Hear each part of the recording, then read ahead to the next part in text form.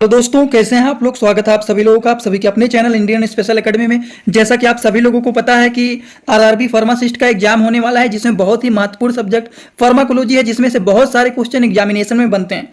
मेरा यही टारगेट है इस वीडियो में और इस सीरीज में, जनरल फार्माकोलॉजी से जितने सारे क्वेश्चन आपके एग्जामिनेशन में बन सकते हैं उस तरह के सारे क्वेश्चन को मैं यहाँ पर प्रैक्टिस करवाऊंगा। अगर आप लोगों ने फार्माकोलॉजी अच्छे से पढ़ लिया है, एक बार इन सीरीज को पूरा देख लेना, क्योंकि टारगेट यही है कि जनरल फार्माकोलॉजी से 300 तक क्वेश्चन यहाँ पर सॉल्व करवाऊंगा। अगर आप लोगों ने अच्छे से पढ़ा हुआ है तो एक बार इस सीरीज को पूरा देख लेना, आपको पता लग जाएगा कि एग्जाम में किस तरह के एग्जामिनेशन में एमसीक्यू के क्वेश्चन बन सकते हैं।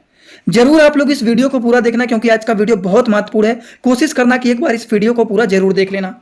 अब 300-350 क्वेश्चन एक पार्ट में होगा कि 2 पार्ट में होगा, 3 पार्ट में होगा, वो डिपेंड करता है कि कितना टाइम में कितना क्वेश्चन हम लोग सॉल्व कर पाते हैं, इसके ऊपर सारी चीज निर्भर करते हैं। तो चलिए दोस्तों, बिना देर किए हुए हम लोग हर क्वेश्चन को सॉल्व करना शुरू करते हैं। और ज्यादा क्वेश्चन सॉल्व करना है तो इसीलिए ज्यादा क्वेश्चन पे टाइम नहीं देंगे, ज्यादा एक्सप्लेन नहीं करेंगे, क्योंकि वो आप लोग अच्छे से पढ़े होंगे तो आपको समझ में आ जाएगा। तो चलिए दोस्तों, शुरुआत करते हैं सबसे पहले क्वेश्चन की। सबसे पहला जो क्वेश्चन है वो है, all of the following are general mechanism of drug permission except. तो इसका आंसर क्या होगा? Aqueous diffusion, aqueous hydrolysis, lipid diffusion, या फिर पिनोसाइटोसिस, या फिर इंडोसाइटोसिस, स्पेशल कैरियर ट्रांसपोर्ट। इनमें से क्या करेक्ट आंसर होगा? सभी लोग ध्यान से इस क्वेश्चन को, पहले ना हो तो वीडियो को थोड़ा सा रोक लीजिए, उसके बाद ध्यान से पढ़िए। जो लोग थोड़ा बहुत भी पढ़े होंगे तुरंत उनको समझ में आ गया होगा कि इस क्वेश्चन का करेक्ट आंसर क्या होगा। तो दोस्तों, इस क्वेश्चन को जो करेक्ट आंसर है, पूछा गया है कि general following of the mechanism पूछा गया है ड्रग परमिशन एक्सेप्ट। तो इसका जो करेक्ट आंसर होगा, ना कि एक्वस डिफ्यूजन, ना कि लिपिड डिफ्यूजन, ना कि पिनोसाइटिस, ना कि स्पेशल कैरियर ट्रांसपोर्ट। इसका जो करेक्ट आंसर वो है एक्वस हाइड्रोलाइसिस। ध्यान से 1-2 बार देखेंगे समझ में आ जाएगा आप लोगों को। ज्यादा हार्ड नहीं होता है, लेकिन 1-2 बार ध्यान देना पड़ता है। उसी तरह से दोस्तों अगले क्वेश्चन की ओर आगे बढ़ते हैं। तो ये क्वेश्चन कर रहा है, if the plasma concentration of drug decline with the first order kinetics, this means that. इसका मतलब क्या होता है?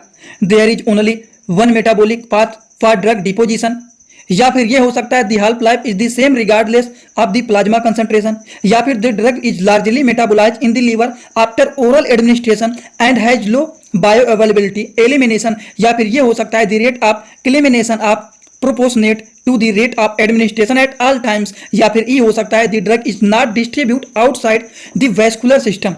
तो इसमें से करेक्ट आंसर क्या होगा? अगर आप लोग थोड़ा बहुत भी पढ़े होंगे तुरंत बता देंगे कि ये जो क्वेश्चन कर रहा है, सबसे पहले क्वेश्चन को ध्यान देना है। If the plasma concentration of drug decline, किसके साथ? First order kinetic. इसका मतलब होता है the half life is the same regardless of the plasma concentration. So this question is right answer is B. इसका करेक्ट आंसर क्या होगा? वो होगा आंसर बी। उसी तरह से दोस्तों अगले क्वेश्चन की ओर बढ़ते हैं, वो है regarding termination of drug action. ये क्या होगा? Termination of drug action, drug must be excited from the body to the terminate their action, या फिर metabolism of drug always increase their water solubility, या फिर ये हो सकता है metabolism of drug always abolish their pharmacologic activity, या फिर hepatic metabolism and renal excretion are 2 most important mechanism involve. तो यही करेक्ट आंसर ही होगा इसका जो करेक्ट आंसर होगा, regarding the termination of drug action, hepatic metabolism and renal excretion are 2 most important mechanism इसमें involve होते हैं। अगर आप लोगों को मतलब नहीं भी पढ़े हैं, थोड़ा बहुत इससे समझ में आ रहा है तो बहुत ही अच्छी बात है। नहीं भी समझ में आ रहा है तो ये तो समझ में आएगा कि टॉपिक कहाँ से किस किस टॉपिक से क्वेश्चन बना हुआ है। अगर ये भी थोड़ा बहुत अनुभव मिल जाएगा तो ये भी बहुत है। इसीलिए एमसीक्यू को सॉल्व किया जाता है कि क्वेश्चन कहाँ से उठ रहा है और इसका आंसर किस तरह से बन रहा है। इससे भी अनुमान थोड़ा बहुत लगते रहते हैं। ये नहीं कि हमें समझ में नहीं आ रहा है वीडियो को छोड़ देते हैं, भले ही ना समझ में आए लेकिन वीडियो को पूरा देखना। इतना अनुभव मिल जाएगा कि क्वेश्चन किस तरह से पूछे जाते हैं, इसके आंसर क्या निकलते हैं, कैसे निकलते हैं, ज्यादातर आंसर क्या होते हैं। यहीं से आप लोग थोड़ा बहुत एलिमिनेट भी कर सकते हैं। इसीलिए कहते हैं एमसीक्यू सीरीज अगर पढ़ रहे हैं तो ध्यान से पूरे सीरीज को देखिए। चलिए अगले क्वेश्चन की ओर आगे बढ़ते हैं। अगला जो क्वेश्चन है दोस्तों वो है distribution of drug to specific tissue.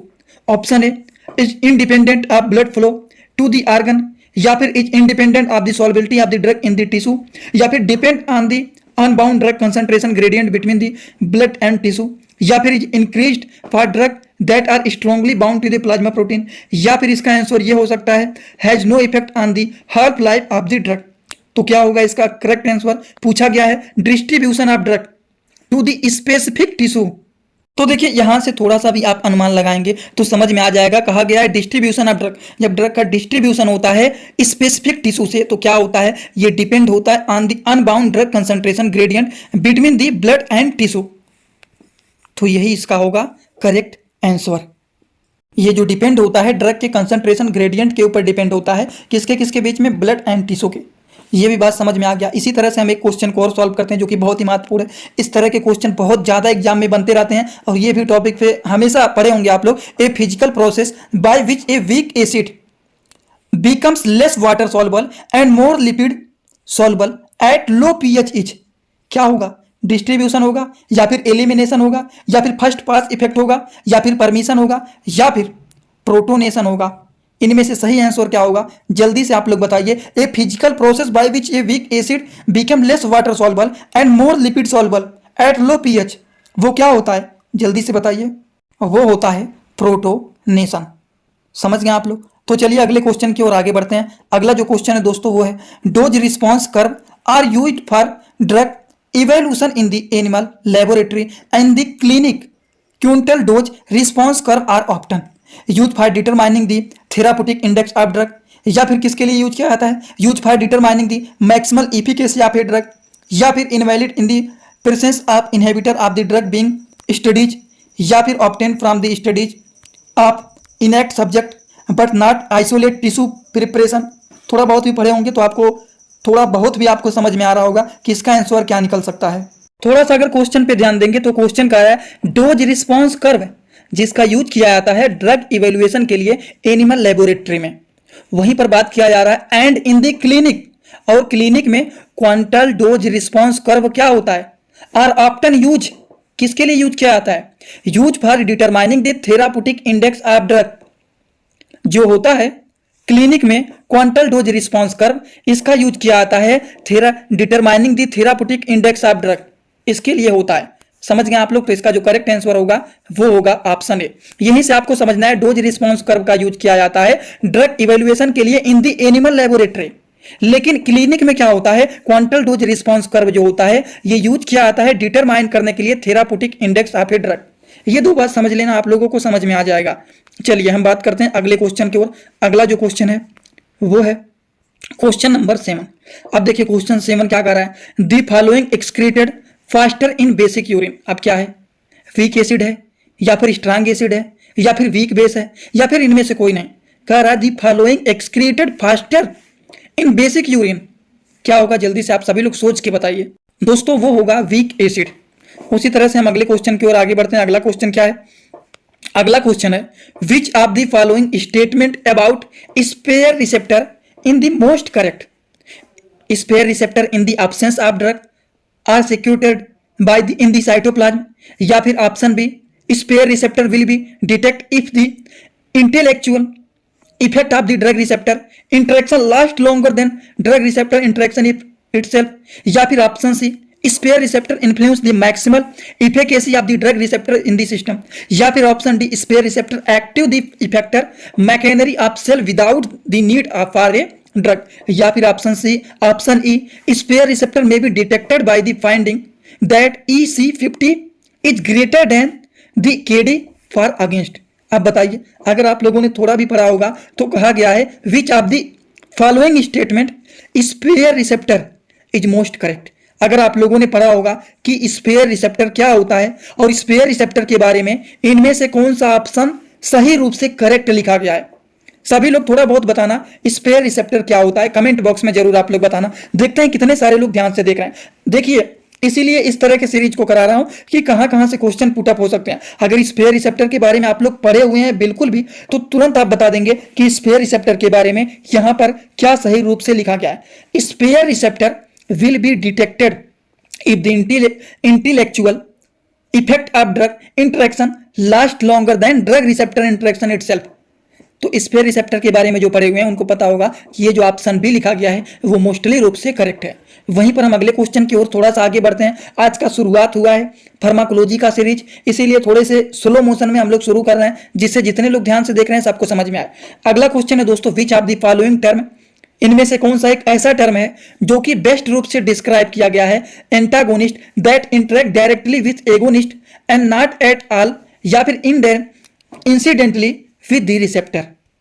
Question को थोड़ा सा पढ़ेंगे तुरंत समझ में आ जाएगा कि इनमें से कौन सा ऐसा टर्म है जो कि एंटागोनिस्ट के साथ डायरेक्टली इंटरेक्ट करता है और एगोनिस्ट के साथ not at all only indirectly, जो कि इनडायरेक्टली एगोनिस्ट के साथ वो क्या नहीं इंटरेक्ट करता है। तो बताइए इनमें से आंसर क्या हो सकता है, जैसे कि फार्माकोलॉजिकल एगोनिस्ट या फिर पार्शियल एगोनिस्ट या फिर फिजियोलॉजिकल एगोनिस्ट एंटागोनिस्ट या फिर केमिकल एंटागोनिस्ट या फिर नॉन कॉम्पिटिटिव एंटागोनिस्ट। इनमें से सही आंसर क्या होगा, देखते हैं कितने सारे लोग बता सकते हैं। पूछा गया है which of the following term, इनमें से कौन सा एक ऐसा टर्म है जो कि बेस्टली डिस्क्राइब किया गया है एंटागोनिस्ट के साथ, जो कि डायरेक्टली इंटरेक्ट करता है एगोनिस्ट के साथ, और and not at all only indirectly, जो कि इनडायरेक्टली किसी के साथ नहीं। तो इसका जो सही आंसर होगा दोस्तों वो होगा केमिकल एंटागोनिस्ट, और केमिकल एंटागोनिस्ट है वो है ऑप्शन डी। चलिए इसी के साथ हम अगले क्वेश्चन की ओर आगे बढ़ते हैं। अगला क्वेश्चन है वो है which of the following term best describe a drug that block the action epinephrine at its receptor by occupying those receptors without activating them. ये सिंपली क्वेश्चन पूछ रहा है इनमें से ऐसा कौन सा टर्म है जो कि बेस्ट रूप से डिस्क्राइब किया गया है, जो कि ऐसा ड्रग है जो कि ब्लॉक करता है, block the action of epinephrine, जो कि एपिनेफ्रिन के एक्शन को ब्लॉक करने का काम करता है। उस ड्रग को डिस्क्राइब किया गया है at its receptor by occupying these receptor without activating them. तो क्या होगा जल्दी से बताइए इनमें से करेक्ट आंसर। इसका जो करेक्ट आंसर होगा वो होगा फार्माकोलॉजिकल एंटागोनिस्ट, वही होता है करेक्ट आंसर इस क्वेश्चन का। अगला क्वेश्चन है जो कि विच of the following provide information about the variation in the sensitivity of the drug with in the population study. तो इस क्वेश्चन को थोड़ा सा आप लोग पढ़ लेना, नहीं तो स्क्रीनशॉट ले लेना। इसके ऑप्शन यहाँ पर दिए गए हैं, ऑप्शन को हम लोग तुरंत पढ़ते हैं। इसका जो ऑप्शन है वो है मैक्सिमल इफिकेसी या फिर थेराप्यूटिक इंडेक्स या फिर ड्रग पोटेंसी या फिर ग्रेट डोज रिस्पॉन्स कर्व या फिर क्वांटल डोज रिस्पॉन्स कर्व। तो दोस्तों इसका जो करेक्ट आंसर होगा वो होगा क्वांटल डोज रिस्पॉन्स कर्व, मतलब ऑप्शन ही इसका जो होता है वो होता है करेक्ट। क्वेश्चन क्या था आप लोगों ने साइड में देखा होगा। उसी तरह से हम अगले क्वेश्चन की ओर आगे बढ़ते हैं। अगला जो क्वेश्चन है वो है which of the following is most accurately describe. इनमें से एक ऐसे चीज है जो कि मोस्टली एक्यूरेटली वो डिस्क्राइब किया गया है transmembrane signalling process involve in the steroid hormone action. तो वो क्या है, कौन सा डिस्क्राइब किया गया है सही से। चारों पांचों ऑप्शन को आप लोग ध्यान से पढ़िए, इसको साइड में कर देता हूं। ऑप्शन ए कर action on the membrane spanning tyrosine kinase या फिर activation of G protein which activate or inhibit adenylyl cyclase या फिर diffusion in the cytoplasm and binding to the intracellular receptor या फिर diffusion of state molecules across the membrane opening of transmembrane ion channels. ध्यान से देखेंगे तो इसका answer साफ रूप से दिख रहा है, वह है diffusion into the cytoplasm and binding and intellectual receptor. इस क्वेश्चन का यही करेक्ट आंसर होगा। तो पहले वाले सीरीज में हम लोग अभी ज़्यादा लोड नहीं लेंगे, हम टोटल 12 ही क्वेश्चन करेंगे, क्योंकि पहला सीरीज है। थोड़ा बहुत अगर आप लोगों को समझ में आया तो ठीक है, नहीं तो इसलिए इतने टाइम में हम लोग 12 ही क्वेश्चन किए। अगले वाले पार्ट में कम से कम 50 से 100 क्वेश्चन करेंगे, लेकिन ये स्टार्टिंग है। स्टार्टिंग पेज में हम लोग थोड़ा सा शुरुआत एकदम लो लेवल से करेंगे। 10 से 12 क्वेश्चन बहुत है, लेकिन 10 से 12 क्वेश्चन हम लोगों ने सॉल्व किया है। यहाँ से ये अनुभव मिल गया होगा कि कहाँ कहाँ से किन किन टॉपिक से कैसे कैसे क्वेश्चन बन सकते हैं। ये थोड़ा बहुत तो अनुमान लग ही गया होगा, और आगे जब हम लोग सॉल्व करेंगे थोड़ा बहुत इन टॉपिक को रिवीजन कर लेंगे तो सारे डाउट क्लियर हो जाएंगे।